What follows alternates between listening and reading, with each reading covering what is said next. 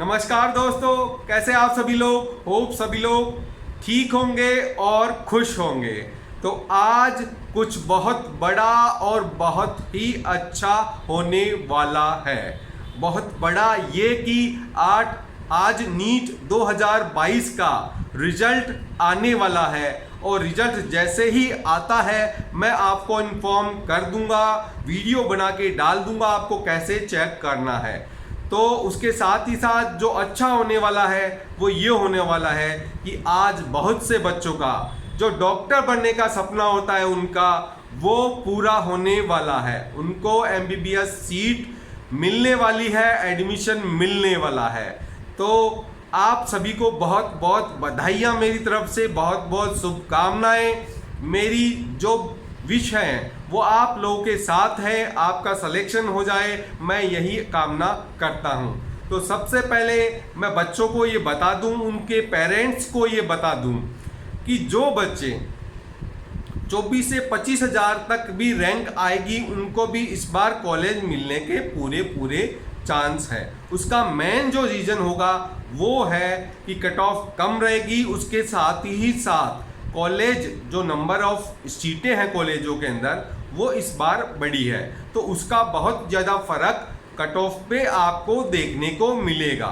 तो जो लोग 24 से 25 हज़ार रैंक तक भी आती है उनको डरना नहीं है, घबराना नहीं है। उनको लास्ट राउंड तक ऑल इंडिया के अंदर या जिन स्टेटों में कम कट ऑफ रहती है वहाँ पे उनको आराम से कॉलेज मिल जाएगा। तो घबराने की कोई बात नहीं है। और उसके साथ ही साथ मैं सभी स्टूडेंट और पेरेंट्स से एक विनती करता हूँ कि जिन बच्चों का कट ऑफ में नंबर नहीं आ पाता है उन बच्चों का हिम्मत बनाए रखना है आपको। व खासकर मैं पेरेंट्स से ये बोलना चाहता हूँ कि उन बच्चों का विशेष ख्याल रखिएगा, उनका ध्यान रखिएगा, उनको मोटिवेट करिएगा कि इस साल ना सही अगले साल सिलेक्शन हो जाएगा। उनका हौसला बढ़ाइएगा, उनको खूब मोटिवेट करिएगा।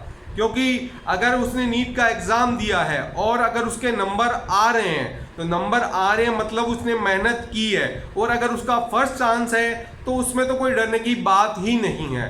अगर बच्चा 400, 450, 500 नंबर ला रहा है तो उसका अगले साल तो सिलेक्शन पक्का सा ही आप मान के चलिए।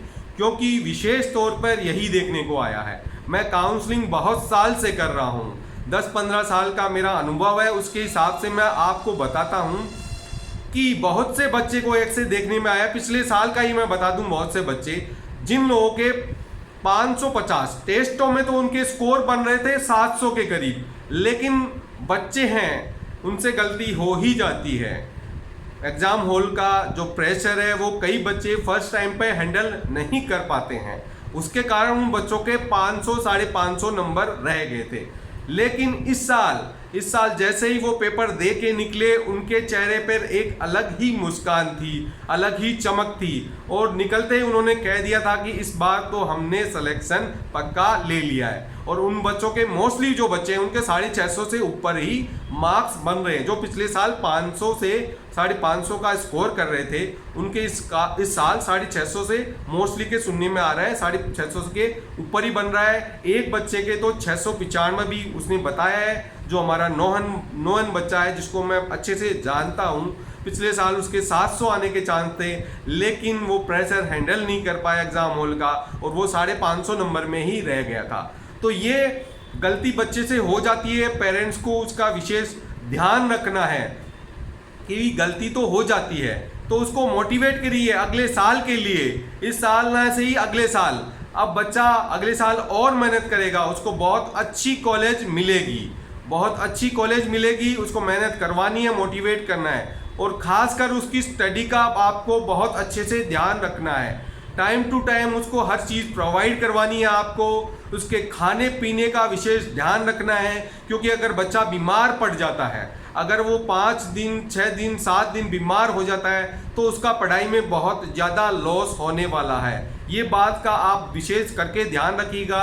प्रैक्टिकली मैं इस चीज़ को बहुत अच्छे से जानता हूँ कि उससे पढ़ाई का बहुत लॉस हो जाता है। कोचिंग में जो सिलेबस चल रहा होता है बच्चा उससे पीछे हो जाता है और 5-6 दिन का जो कोर्स उस पर चढ़ जाता है उसको कवर करने में 1-1.5 महीना भी लग जाता है, जिससे वो और बच्चों से पीछे चला जाता है, उसके मार्क्स टेस्टों में कम आने लग जाते हैं। तो आपको उसकी सेहत का भी बहुत अच्छे से ध्यान रखना है, उसको एक अच्छा फीलिंग देना है, उसको माहौल बहुत अच्छा देना है, जिससे कि आगे वो और अच्छे से मेहनत करे और अच्छा स्कोर करें। तो ये पेरेंट्स से मैं विशेष करके आग्रह करता हूँ, और साथ ही साथ स्टूडेंट्स, जितने भी मेरे प्यारे स्टूडेंट हैं, उनसे मैं एक ही बात बोलना चाहता हूँ कि सिलेक्शन हो या ना हो, नीट का एग्ज़ाम देना अपने आप में एक बहुत बड़ी बात है, और आज नहीं तो कल आप सिलेक्शन लेके ही आएंगे। मैं बहुत से बच्चों को जानता हूँ जिन्होंने 1 बार, 2 बार, 4 बार, 5 बार में भी हार नहीं मानी, और लास्ट में उन्होंने गवर्नमेंट MBBS में एडमिशन ले ही लिया।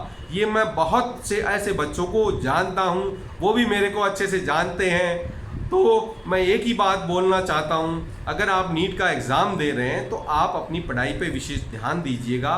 जिन बच्चों के कट ऑफ से कम मार्क्स बनेंगे तो उनको मोटिवेट ही रहना है, उनको उदास नहीं होना है, उनको दुखी नहीं होना है, उसको टाइम को यूज़ करना है।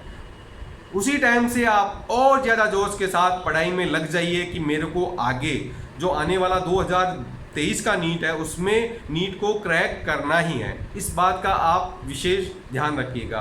तो अपना ध्यान रखिएगा, और वीडियो अगर अच्छा लगता है मेरा तो आप लाइक ज़रूर करिएगा। मैं नेक्स्ट वीडियो में जल्दी ही आने वाला हूँ, शाम को 4 बजे के बाद रिजल्ट आने के चांस हैं। तो जैसे ही रिजल्ट आ जाएगा मैं आपको सूचित कर दूंगा। तो अभी इस वीडियो में इतना ही। आपको रिजल्ट की बहुत बहुत बधाइयाँ हो, आप सभी का सिलेक्शन हो जाए, यही मेरी कामना है। तो धन्यवाद, शुक्रिया।